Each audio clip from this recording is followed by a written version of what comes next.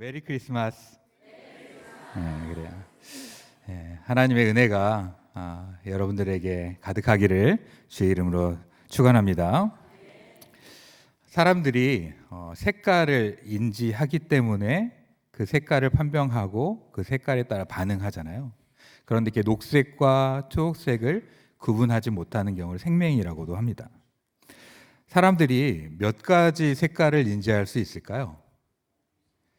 한 10,000가지 정도 인식할 거라고 생각하잖아요. 그런데 10만 가지에서 100만 가지까지 인식할 수 있다고 합니다. 그리고 이 색과 관련해서 미술에는 색상, 명도, 채도라는 개념이 있는데 이 색상이라는 거 우리가 잘 아는 컬러이고요. 그다음에 명도는 밝기를 얘기하고 채도는 파스텔처럼 은은하냐 아니면 좀 진하냐 이런 것들을 이야기합니다. 가장 어두운 색깔, 가장 어두운 명도는 검은색의 가장 어두운 명도일 거라 생각됩니다. 대학가에서 이렇게 연극을 본 적이 있는데요. 지금 우리 교회도 딱 전원을 다 끄면 어두워지긴 하지만 빛들이 새어 나오잖아요. 그런데 이렇게 연극하는 극장 같은 데 보면 암전을 하면 정말 안 보입니다. 순간 밝았다가 어두워지기도 하거니와 아무것도 안 보여가지고 정말 가만히 그 자리에 앉아 있어야 됩니다.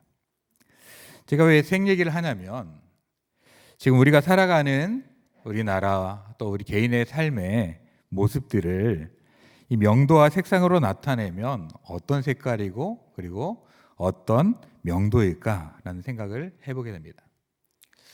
우리나라의 현실이 일제시대나 6.25 때보다는 낫지만 우리나라가 점점 잘 되어가고 점점 밝아질 거라고 그렇게 생각하며 살아왔는데 사회가 후퇴하고 또 사회의 여러 가지 혼란과 어려움들, 어둠들이 들이고 있는 것들을 우리가 목도하게 됩니다.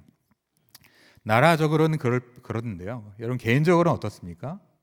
여러분의 삶의 색깔은 어떻습니까?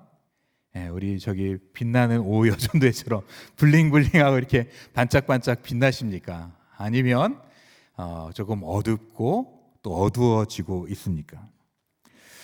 우리 교회적으로는 감사하게도 밝은 것 같아요. 아까 공동의회를 통해서 원로 목사님 추대하는 것과 또 담임 목사님 이렇게 위임 목사님 투표한 결과들을 봤는데 정말 압도적인 그런 마음으로 하나로 모아지는 성도님들을 보게 될 때 참 소망이 있다라는 생각을 하게 됩니다.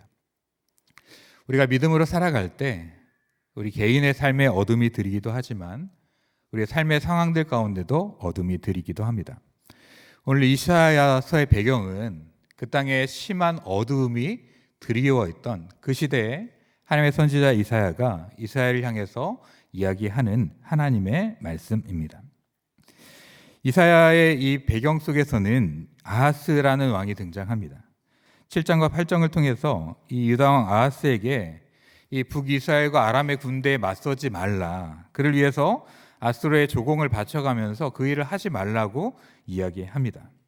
그런데 그 말을 듣지 않고 아수르의 조공을 바치고 이스라엘을 공격하는 그런 일들을 감행하게 되었고 그 결과로 말미암아서 오늘 본문에 등장하는 지역인 북부 지역인 스불론과 납달리 그리고 갈릴리 지역에 커다란 어려움들이 발생하게 되었습니다.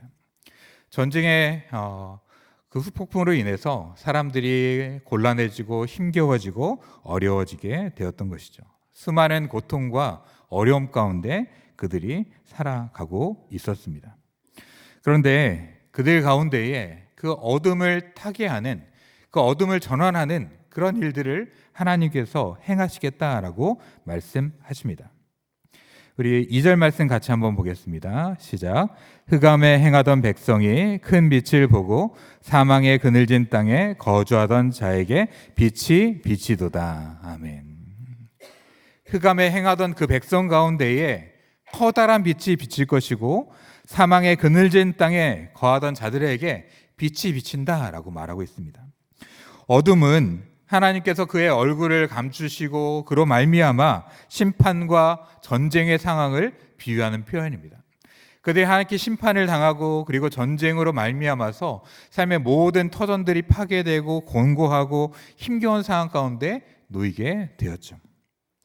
오늘 오전에 말씀을 통해서 시편 18편 29절에 나오는 것처럼 둘러친 담과 같이 앞, 뒤, 좌우뿐만 아니라 위에까지 모든 곳이 차단되고 빛조차 들지 않는 그런 심각한 어둠 가운데 있는 이스라엘 백성들을 향해서 큰 빛이 나타나고 그리고 새 빛이 비친다라고 말씀하고 있습니다. 이 이미지가 어떤 건지 잘 안 잡히실 겁니다. 그래서 영화를 하나 소개하려고 하는데요. 반지의 제왕이라는 영화를 혹시 여러분 아십니까? 3부작으로 했던 영화인데 무척 좋아해가지고 여러 번 봤던 영화입니다. 근데 거기에 보면 주인공 일행들이 한 성에 갇혀가지고 이 대적들의 공격을 심하게 당하게 됩니다. 어두운 마법사와 그들이 함께하는 그 커다란 대군들이 그들을 공격하고 어려움 가운데 있는데 그곳에서 선의 편에 서 있는 간달프라는 그러한 마법사가 3일 후에 동쪽 하늘을 보십시오라는 이야기를 하고 떠나게 됩니다. 이제 적들이 계속해서 몰려와서 성문이 무너지고 점점 후퇴해가지고 요새 안쪽까지 들어가 있는 이제 마지막 이 문까지 헐어지면 모두가 몰살당하는 그러한 순간에 해가 뜨는 새벽의 그 미명의 시간에 동쪽 하늘에서 나팔 소리가 울려나고 그리고 수천의 기마대가 그것을 향해서 돌진하는 그런 장면을 보게 되는데 마치 그런 거죠. 코너에 몰려가지고 다 죽게 생겼는데 그 약속을 기다리고 그 약속된 날 그 약속된 시간에 태양이 떠오름과 동시에 적들을 향해서 돌진하는 수많은 기마대를 통해서 그들이 살아나는 그런 영화의 장면이 있습니다.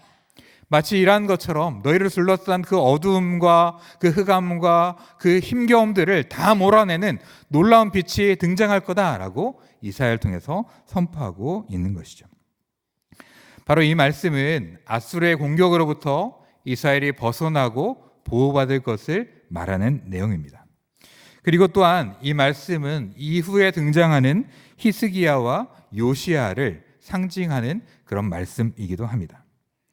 이 히스기야와 그리고 요시야가 이 남왕국 아수르로 말미암아서 공격당하고 어려움 가운데 있는 아수르로 인해서 어려움 가운데 처했던 유다와 북이스라엘의 상황 속에서 그 상황을 타개하고 그리고 하나님의 마음으로 이스라엘 백성들을 돌이키게 하며 하나님께 향하게 했던 그런 왕들의 등장을 이야기하는 것이죠.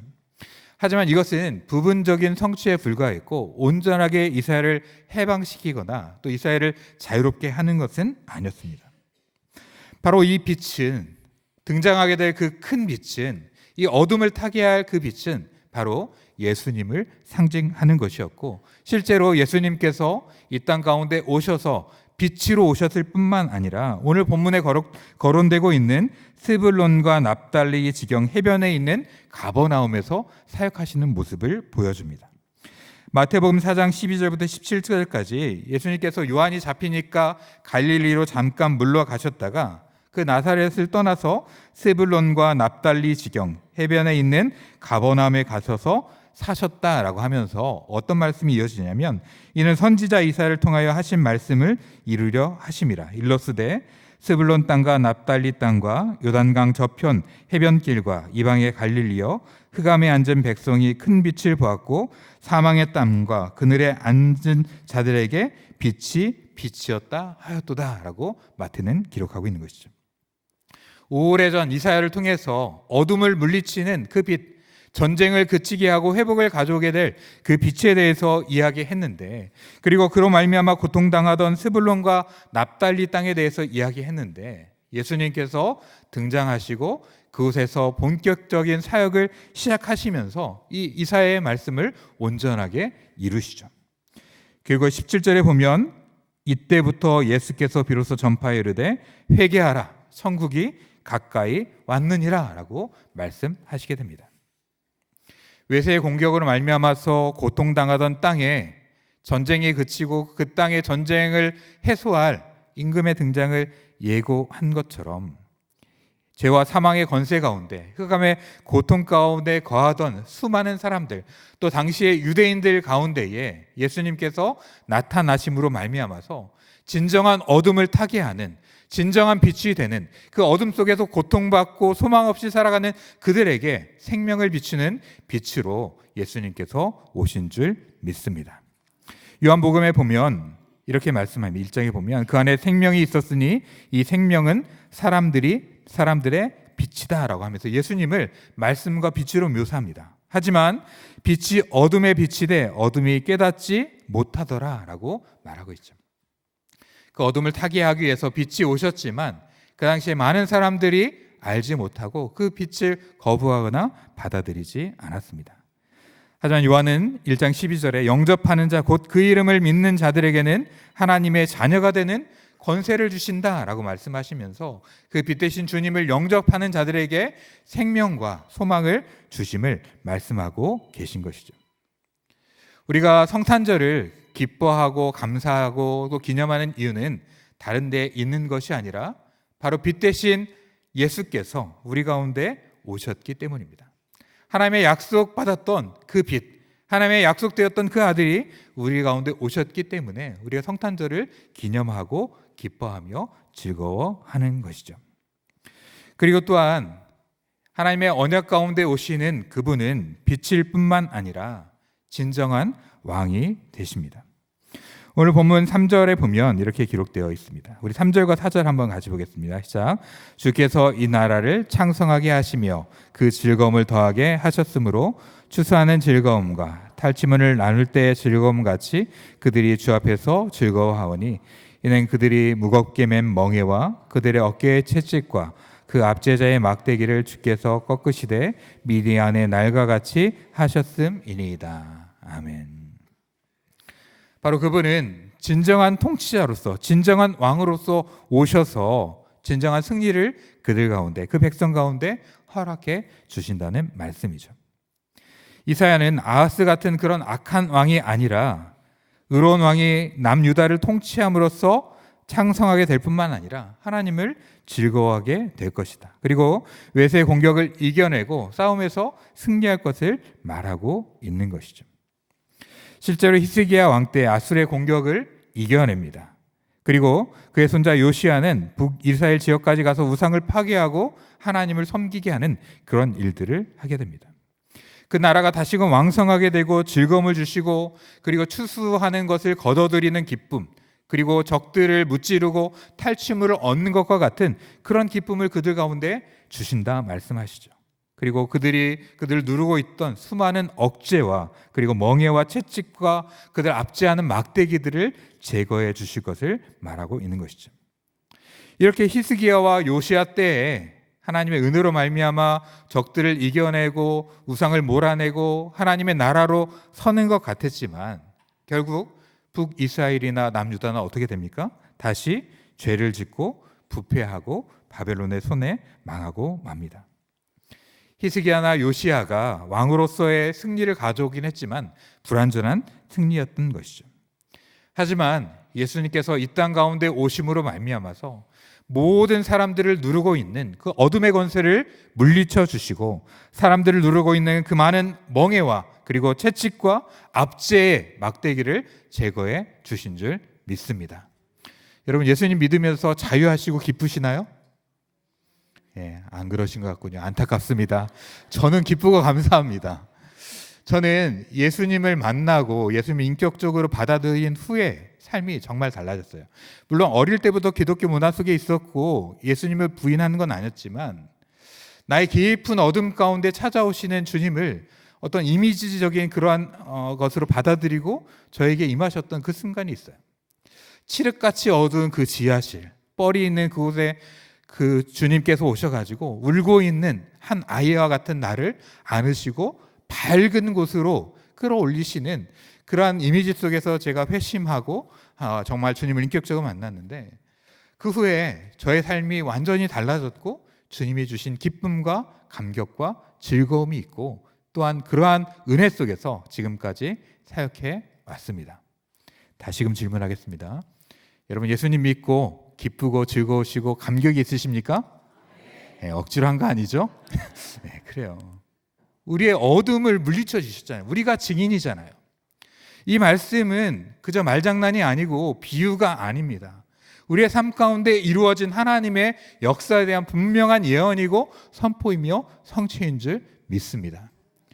어둠에 있던 우리에게, 고통받던 우리에게, 길이 안 보이고 담으로 둘러싸인 우리에게, 그리고 정말 소망이 보이지 않는 깊은 동굴과 같은 곳에 있었던 우리에게, 그것은 동굴이 아니라 터널이고 너희에게 빛을 비춰주고 너에게 생명을 주고 소망을 주겠다라고 하셨던 그 주님의 약속이 저와 여러분의 삶 가운데 이루어졌고, 우리 교회에 있는 많은 성도들 가운데 이루어졌고, 그리고 앞으로도 이 역사는 놀랍게 나타나게 될 줄 믿습니다. 그분은 어떻게 합니까? 많은 사람들의 억울함들, 압제됨들, 눌림들을 풀어주시죠. 우리가 그것으로부터 자유함을 얻었습니다. 뿐만 아니라 우리가 전도하는 이유가 뭡니까? 이렇게 자유와 기쁨과 소망을 가졌던 우리처럼 죽음의 그늘 아래, 죽음 가운데 있고 죽을 수밖에 없고 소망 없는 저들에게 바로 예수 그리스도가 너의 어둠을 물리쳐낼 수 있는 빛이시며 소망이며 능력이다. 주 예수를 믿어라. 그리하면 너와 내 집이 구원을 얻게 되고 찬빛 가운데 거하게 된다. 이런 확신 가운데 우리가 복음을 증거하고 사람들에게 전도하는 것이죠. 진정한 승리의 왕 대신 그분은 5절에 보면 어지러이 싸우는 군인들의 신과 피 묻은 겉옷이 불의 섭같이 살라지게 되고 더 이상 전쟁이 없는 평화를 가져오는, 그리고 온전한 통치를 이루시는 그러한 분이다라고 묘사하고 있는 것이죠. 예수 그리스도께서 이 땅 가운데 오심으로 말미암아서 빛의 놀라운 역사가 본격적으로 시작되었고, 그리고 참된 왕의 다스림이 시작되었고, 예수님을 인정하고 예수님을 모시고 그의 말씀을 따르는 사람들이 있는 곳에는 예수 그리스도의 통치가 나타나고 그 영역은 점점 확대되고 있습니다. 주님께서 이제 온전한 빛으로 오시는 날, 이 모든 것들이 끝나고 더 이상 어둠이 없는 온전한 빛의 세계가 우리 가운데 펼쳐질 줄 믿습니다. 하지만 아직은 여전히 어둠이 있고 또 어둠 가운데 살아가는 사람들이 있고 어둠의 위협이 있습니다. 오늘 우리가 선교주일로 지키고 있는데요. 왜 우리가 선교합니까? 왜 선교의 물질을 드리고 기도합니까? 선교사를 파송합니까? 어둠 가운데 있는 다른 나라의 수많은 사람들, 어둠 가운데 있는 불쌍한 사람들을 구원하기 위한 하나님의 마음을 가지고 하나님의 그 통치의 영역, 하나님의 다스리심의 영역, 하나님의 생명의 나라가 더욱더 확장되기를 바라면서 이 일을 하고 있는 것이죠. 우리 교회와 성도님들이 지금까지도 잘 해왔거니와 앞으로도 더욱더 힘차게, 그리고 지금처럼, 아니 지금보다 더 헌신하고 함께 마음을 모으기를 주의 이름으로 축원합니다. 그리고 또한 이분은 빛이시고 왕일 뿐만 아니라 하나님의 아들로 이 땅 가운데 오신 분입니다. 우리 6절 7절 말씀 같이 한번 보겠습니다. 시작. 이는 한 아기가 우리에게 낳고 한 아들을 우리에게 주신 바 되었는데 그의 어깨에는 정사를 메었고 그의 이름은 기묘자라 모사라 전능하신 하나님이라 영존하시는 아버지라 평강의 왕이라 할 것임이라. 그 정사와 평강의 더함이 무궁하며 또 다윗의 왕자와 그의 나라에 군림하여 그 나라를 굳게 세우고 지금 이후로 영원히 정의와 공의로 그것을 보존하실 것이라. 만군의 여호와의 열심히 이를 이루시리라. 아멘. 바로 이 의로운 왕은 아들이고 아기입니다. 그 아기에 대한 다양한 묘사가 있죠. 모사, 기묘자, 전능하신 하나님, 영존하신 아버지, 평강의 왕. 이 모사나 평강의 왕이라는 표현은 왕에게 쓰는 그런 표현이기는 했습니다. 일반적인 왕에게도 쓰는 표현이었습니다. 하지만 기묘자, 그리고 전능하신 하나님, 영존하시는 아버지라는 이러한 명칭이 적용된 것은 아주 특별한 것을 의미하는 것이죠. 바로 그분이 신의 속성을 가지고 있기 때문에 바로 이러한 표현을 한 것입니다. 바로 예수 그리스도는 이 땅 가운데 왕으로 오시는 하나님의 아들이지만 일반적인 아들이 아니라 신의 속성을 가지신 하나님의 아들인 것이죠. 그리고 그분은 이 땅 가운데 오셔서 다스리며 다윗의 왕자를 완성하실 것이고 그의 나라에 군림하며 그 나라를 굳게 세우신다 말씀하셨고 정의와 공의로 그 모든 것들을 보존해 가실 거다라고 말씀하셨습니다. 실제 이스라엘 역사 속에서는 이러한 왕이 등장하지 않았지만 예수님께서 이러한 왕으로 또 이 아기로 이 땅 가운데 오셔서 하나님의 약속을 이루어 가신 것이죠. 바로 한 아기, 바로 그 아기가 우리가 성탄을 기념하는 이날에 2000년 전에 유대 땅 베들레헴에서 나시고 그리고 그의 생애와 사역을 시작하셨고 그리고 십자가의 죽으심으로 하나님의 뜻을 이루고 부활하심으로 하나님의 생명을 보여주시고 그리고 다시금 하늘에 오르시며 이 땅 가운데 나타나실 그날을 우리가 소망하게 되는 줄 믿습니다. 이렇게 빛이시며 왕이시며 그리고 아기로 오시는 그분은 우리 가운데 무엇을 주십니까? 무엇보다도 우리의 고통의 상황을 바꾸시며 회복과 즐거움을 주시는 줄 믿습니다.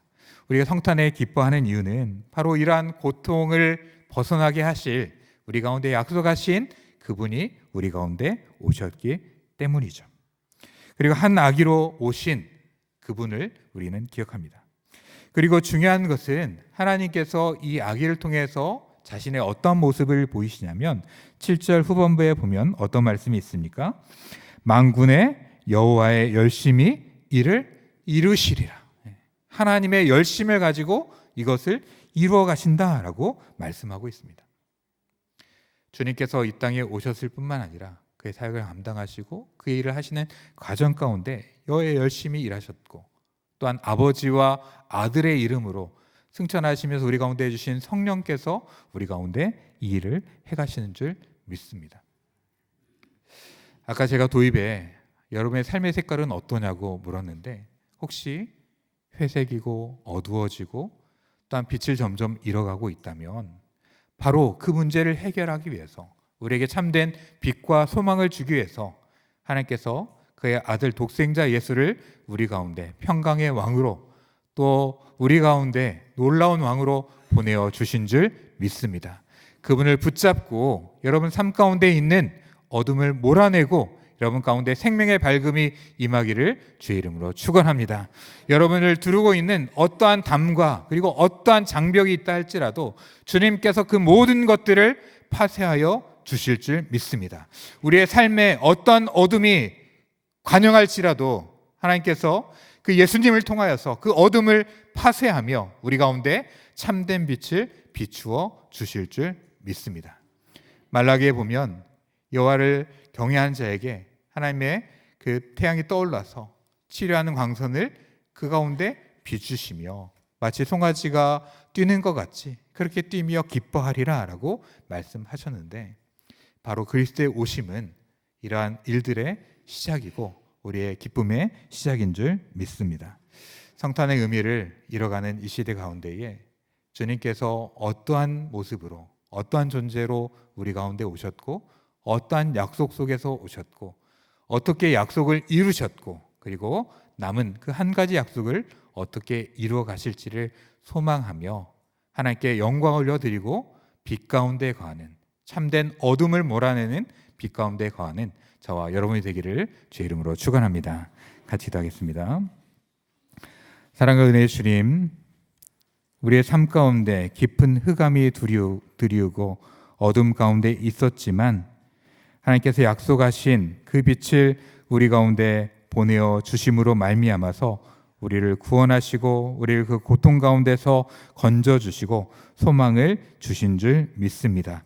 흑암에 거하던 백성들이 그 큰 빛을 보고 사망의 그늘진 땅에 거주하던 자들이 빛을 받았다라고 하는데 바로 우리의 삶 가운데 빛으로 오신 예수 그리스도, 왕으로 오신 예수 그리스도, 하나님의 언약의 아이로 오신 그 예수 그리스도의 나심을 기뻐하며 경축하는 성탄절이 될 수 있도록 주님 도와주시옵소서. 하나님 아버지 주의 은혜 가운데 하나님의 역사 가운데 우리의 삶을 두르고 있는 근심과 고민의 어둠이 다 떠나게 하여 주시고 육체의 약함의 어둠이 떠나게 하여 주시고 삶을 두르고 있는 많은 고민과 염려와 우리를 두르고 있는 그 모든 압제의 것들을 풀어주시는 하나님의 능력 가운데 살아가는 하나님의 귀한 백성들이 되게 하여 주시옵소서. 여호와의 열심히 이루어가 주실 줄 믿습니다. 하나님께서 이루셨고 앞으로 온전하게 이루어가 주실 줄 믿습니다. 그 주님을 붙잡고 함께 믿음으로 나아가며 우리나라의 어둠도 거쳐지게 하시며 새로운 소망을 주실 하나님을 바라보는 귀한 성도들이 되게 하시며 이를 위하여 기도하며 주를 구하는 하나님의 백성들이 될 수 있도록 우리를 인도하여 주시옵소서. 거룩하신 예수님의 이름으로 간절히 기도합니다. 아멘.